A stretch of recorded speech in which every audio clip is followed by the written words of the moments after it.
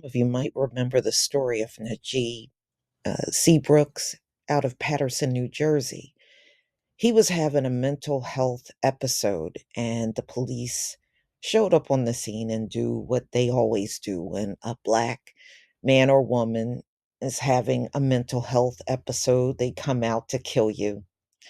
And things are turning around, and some of this stuff I never seen before.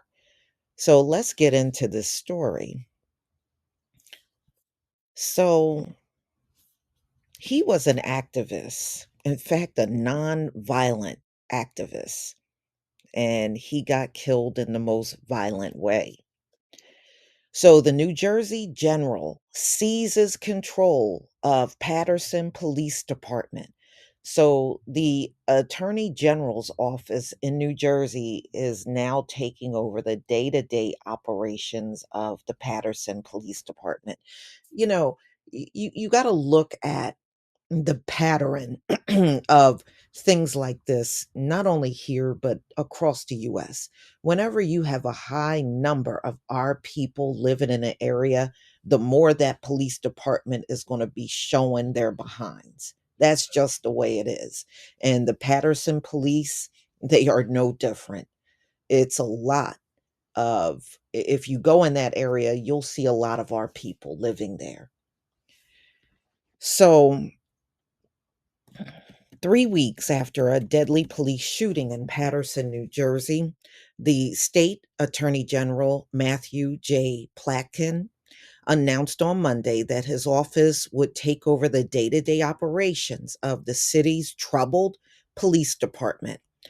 The new state oversight in New Jersey's third largest city comes after civil rights activists sent a letter to the U.S. Justice Department asking the federal officials to begin an investigation into the unlawful and unconstitutional conduct within the Paterson Police Department. The takeover is effective immediately, beginning in May.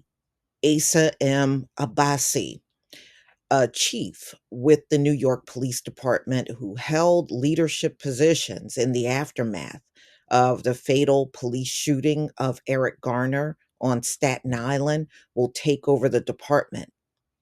Mr. Plackton, this is what he's saying. All right, so there is a crisis of confidence in law enforcement in this city. And during the news conference in Paterson, under these circumstances, I cannot deliver on my duty to protect the people of Paterson and to keep officers safe who are sworn to protect them.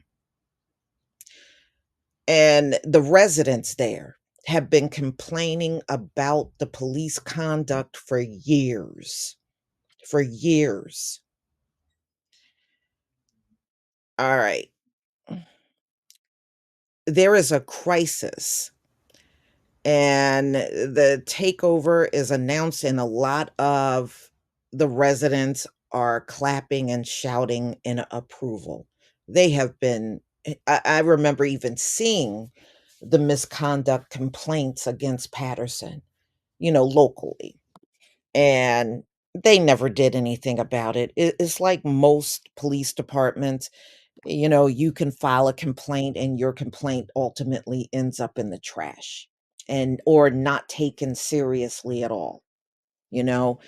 But see, that is what happens when you allow police departments to police themselves. Okay.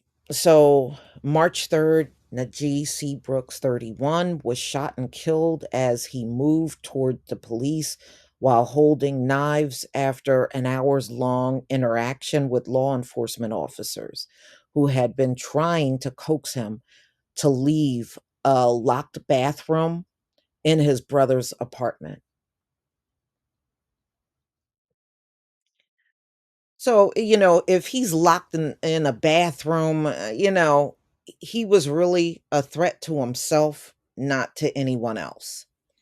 So he was an anti-violence counselor with Paterson Healing Collective, and he was talking about killing himself, you know? And, they said there is a footage, a body cam footage, and, I don't wanna see anybody get killed, but we know how the police in America handles mental health when it comes down to our people. They think that all they need to do is show up on the scene and kill somebody. So, Mr. Brooks also sent text messages to colleagues at the collective asking them to come and help him navigate an emotional crisis, but the police did not permit them to intervene. Well, they should have. They should have.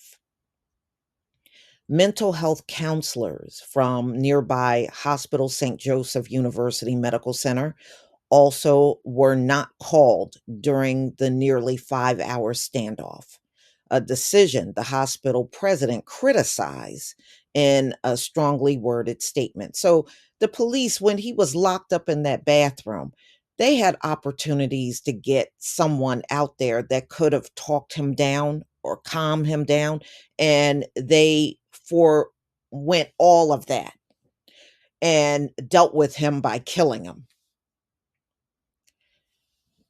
So, and we know when they go to the police academy, they're not trained to deal with this. So, when they show up and a person is having a mental health crisis, they see it as a threat on them instead of seeing that this person really truly needs help.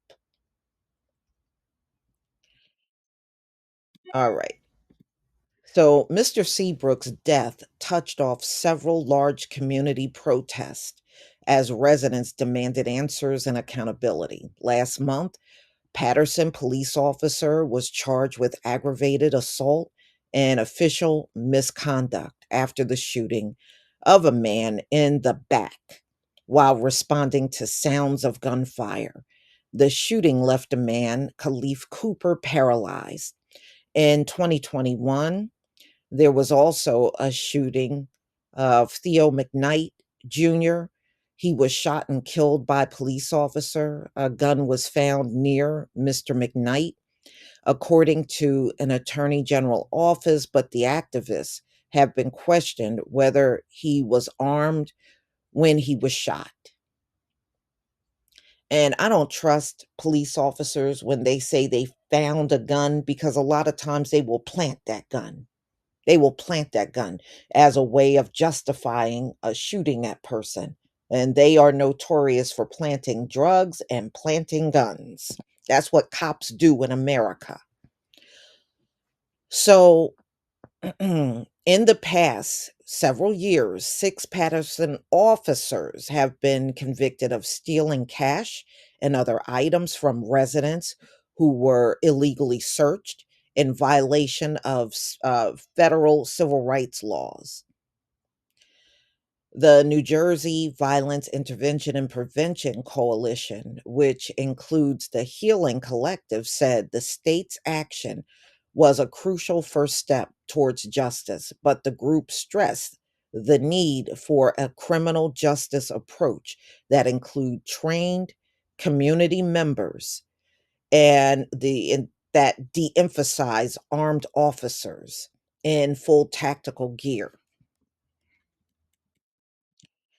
So, it looks like they're trying to do something. Now, how this will work out, I don't know. I mean, the attorney general's office can take it over, but I don't know. Will it make a difference if the same corrupt cops are on the force? To me, if they're going to take it over, they need to do a clean sweep and get rid of all the cops that are there now and bring in just bring in new people. They did that here where I am. I used to live in a town called Atco, and the we used to be policed by the Berlin police. Those cops were dealing drugs. They were making illegal stops, traffic stops on the road with the citizens. They were harassing the citizens. They were doing all kinds of crazy mess. Finally, the city council came together and they did a clean sweep and got rid of every single cop up in there and brought in all new cops. And I remember when they brought in the new cops because I was shopping over at one of the large chain grocery stores that's over there. And one of the cops just randomly walked up and started talking to me, had a conversation with me. He was really nice, a young, I would say probably in his 30s, and he was a white cop. And he was just randomly just talking to people. And I remember he spoke with me and I was shopping and he was walking with me and I'm grabbing items from the shelf and he's walking and just talking and he was really nice. And I think when they brought in the new cops, they were telling them to get to know the public. So you would see a lot of them interacting with the public after they got rid of the old corrupt cops.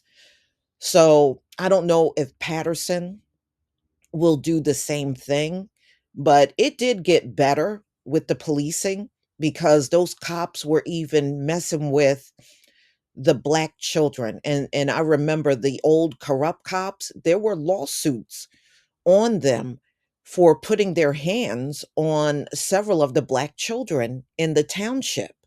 And the parents filed suit on the police department over that. So with the new cops coming in, it did change. Everything kind of calmed down, there for a moment. So we'll see. I'll try to keep my eye on the story and see if Patterson, because what good is it for the attorney general to take it over, but you didn't get rid of the rotten cops that are up in there, you know? Please leave your comment and subscribe. Don't forget to hit on the notification bell, and I'll see you on the next video. Peace, family.